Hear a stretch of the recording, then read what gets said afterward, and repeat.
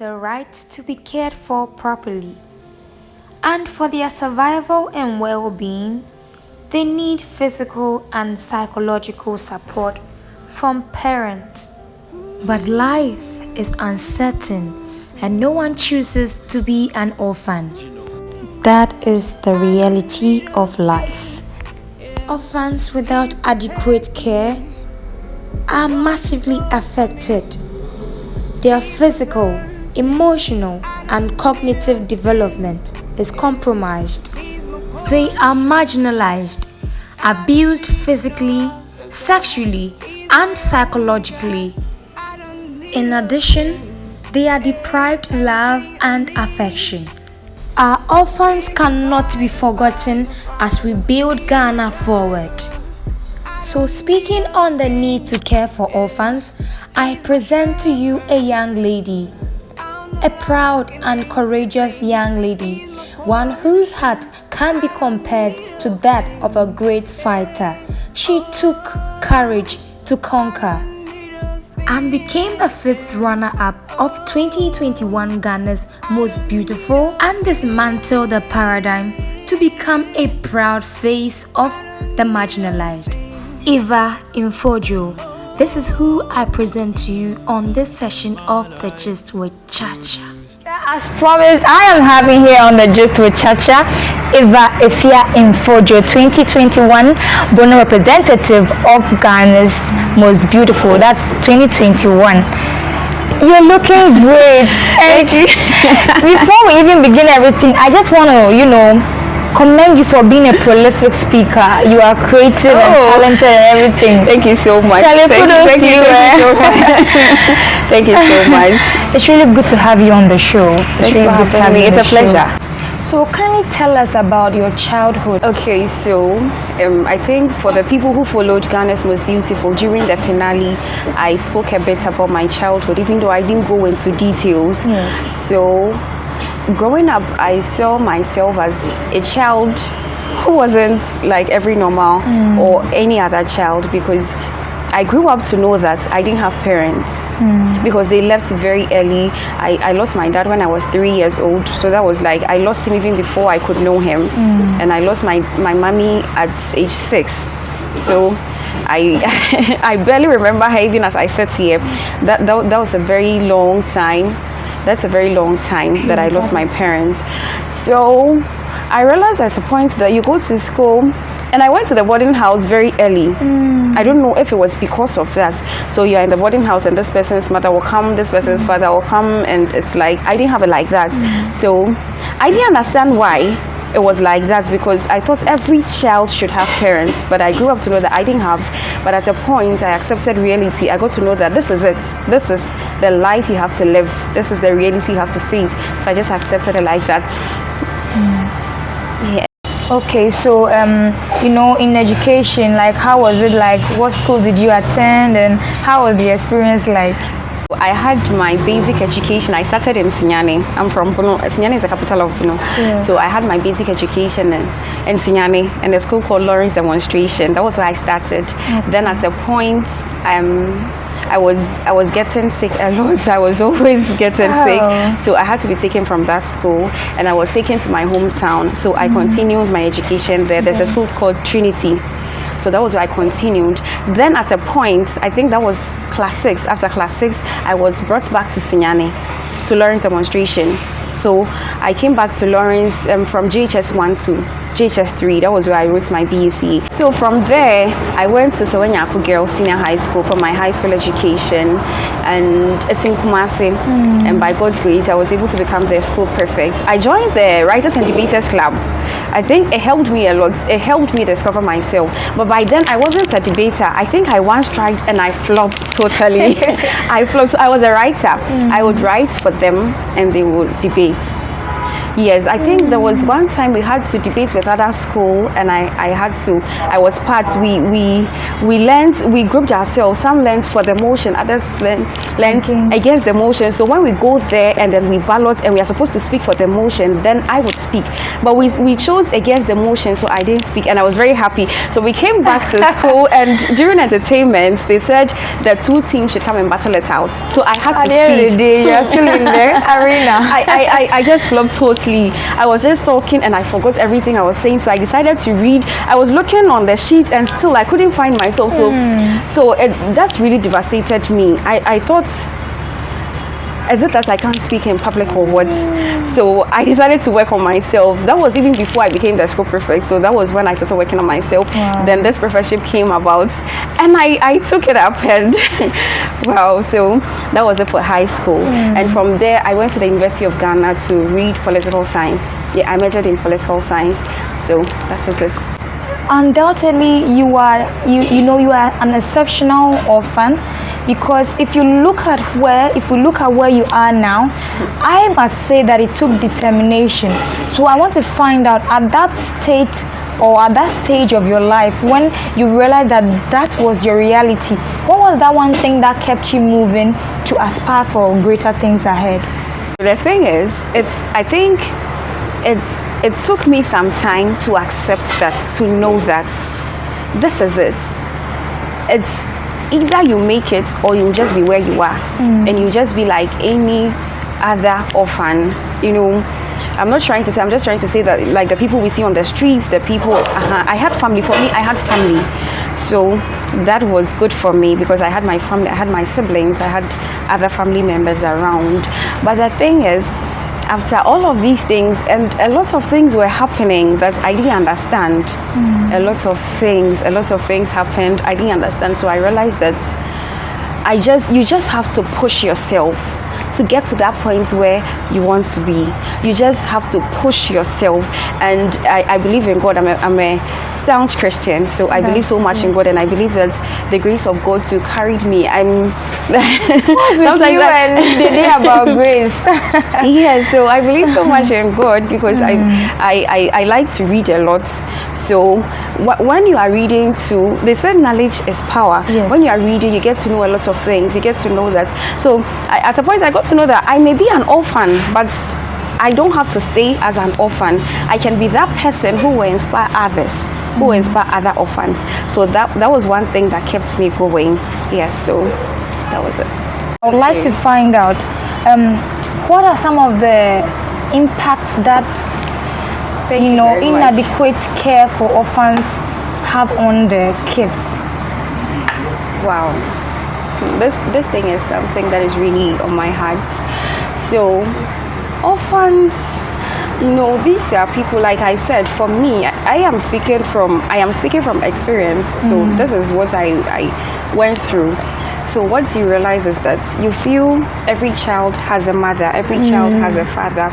Most of the children are closer to their parents, but there's no parents like that for you to be close to.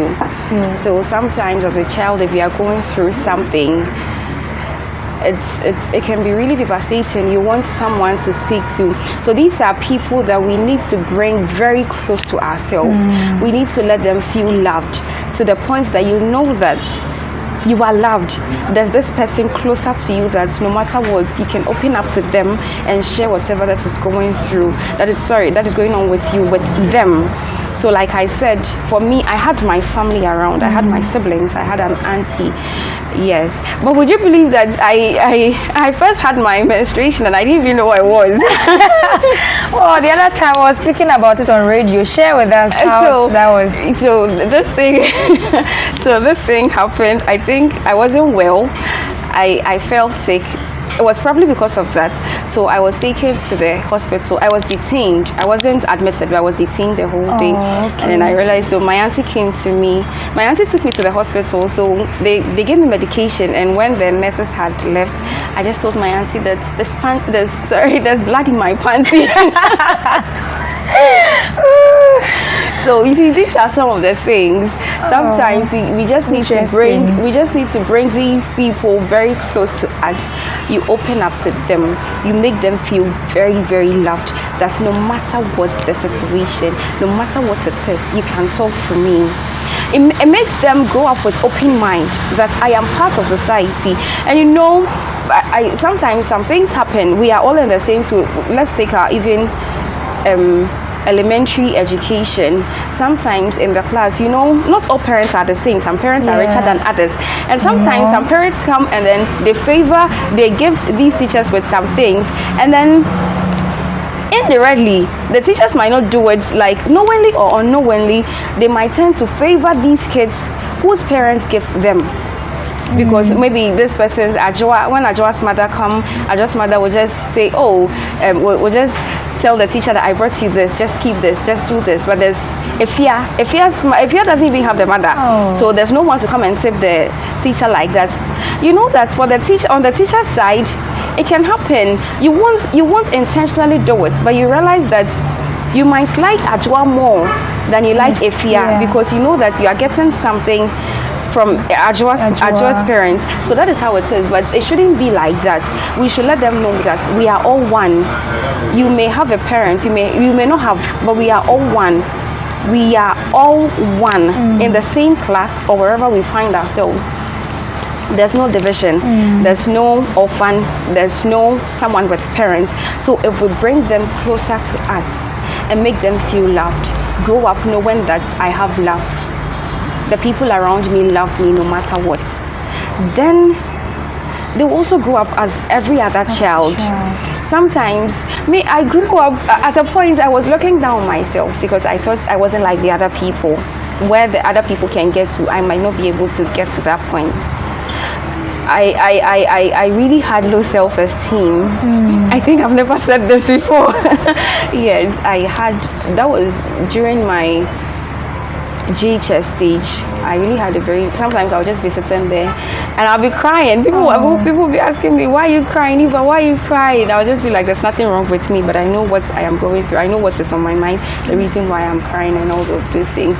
So we can just let them feel loved. And a lot of them might not open up. They might not, no matter how hard you push, they'll just tell you that I'm okay, but they may not be okay. So we just have to bring them closer to ourselves. Sometimes people open up when they feel loved, when they know that you are not asking because you are curious, you are asking because you are concerned about them. Yes, then it really helps with the confidence and everything. Yes. So you see, you actually opened up to the fact that orphans, you know, who are not given adequate attention and care, go through, inferiority complex and all that. How do you think this issue of inadequate care for orphans affect our national development? Okay, so these orphans are part of society. They may be marginalized, but they are part of the society. I'm mostly concerned with the children. So even the primary beneficiaries of my project, our project is a team, so it's not just me. It's children. And like we were talking about when we went on break, that the children are the future of the nation. So if these children are marginalized, who then becomes the future? What will the future become of the nation? So they need, like I said, they need that love. They need that to grow up. They need to grow up mentally prepared, knowing that I am not just a meager part of society, I am also part of it. So that they will be pushed to take up all of these roles that other people can take. They know that, just as we say that what a man can do, a woman can do, it applies here. We know that they should know that what other people can do, no matter what, you can also do that. And this will go a long way to help the nation, because if this orphan is taking up this project, let me say that, okay, let's take this project that I am embarking on. By God's grace, the Lord has helped me to be somewhere that I know I can be able to hold other people's hand to get up there. Probably I'm nowhere, but to get up to where I am. So this is a way. You know, one person cannot just wake up and change the whole nation. It starts from somewhere. It starts from me, and then it also starts with you. So as I affect one person, you affect another person. The person I've affected will affect another person, and it goes on like that. It goes on like that. So as we are affecting ourselves, maybe I affect my family will go out there, affect other lives like that. So in effect, we are building the nation even without realizing. So that is how it is. I hold the hand of someone else, the person hold the hand of other person, and then we move on, we go on like that and like that. In effect, it helps the nation because I am helping other people. The other person too is helping other people. It's helping other people. If you get what I'm trying to say. Yes, I understand. That means that the absence of that actually kind of leads to a vicious cycle that is detrimental to our nation. Exactly. I want to find out, okay, how do you think that we can curb this issue? What are some of the measures that we can put in place as a nation to solve these issues? I think one major thing is it usually starts with us. What we think of them, how we see them. So that if I see an orphan as just a hopeless person, maybe I might end up, maybe if I have children, I might not tell them directly, but the things I do and how I treat them, how they see me treat other orphans, will also have an effect on them. This is how their mother treats orphans. So they'll indirectly learn it. That's why the charity begins at home. Yes. So what you do for others to see, it really has impact on them. So we should it's start with our mentality. And the basic level. Exactly. We should know that the person who has lost his mom or his dad, for my project, it's not just the orphans. Vulnerable children are also part. Some children have parents, but it's more like they don't have parents. Yes, so it's not their fault that they are like that. It's not their fault that they've lost their parents.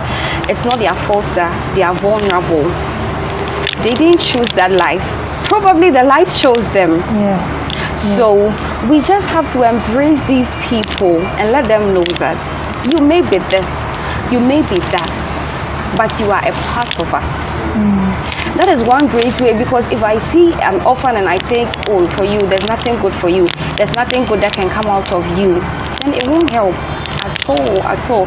I remember when I was in primary, there's this teacher that, I don't even know where he is, but I always say that he's one person who has really helped me. I was in class 5 when I left Sunyani to go to my hometown to Trinity to continue my education. There was this teacher there. He was called Sir Jevin.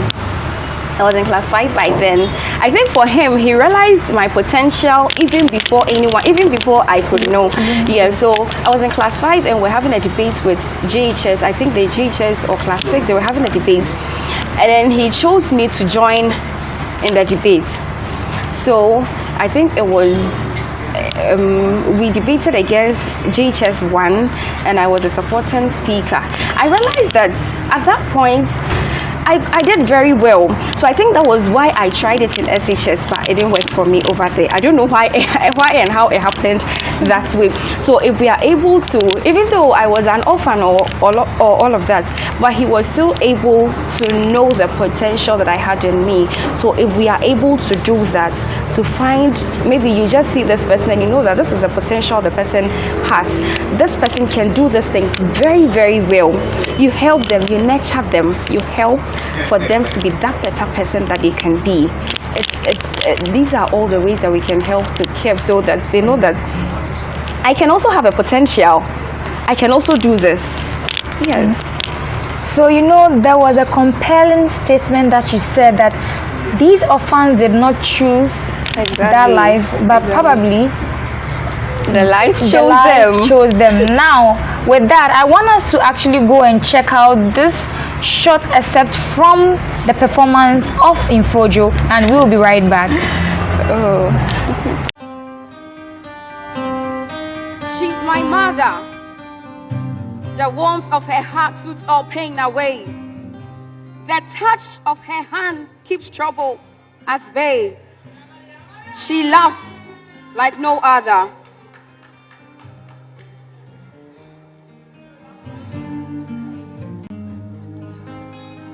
He's my father, my hero. His arms are my shelter, assuring me that he's my protector. He loves like no other.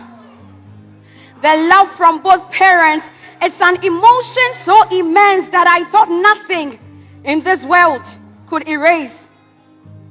But one fateful day, death laid its icy hands on my father.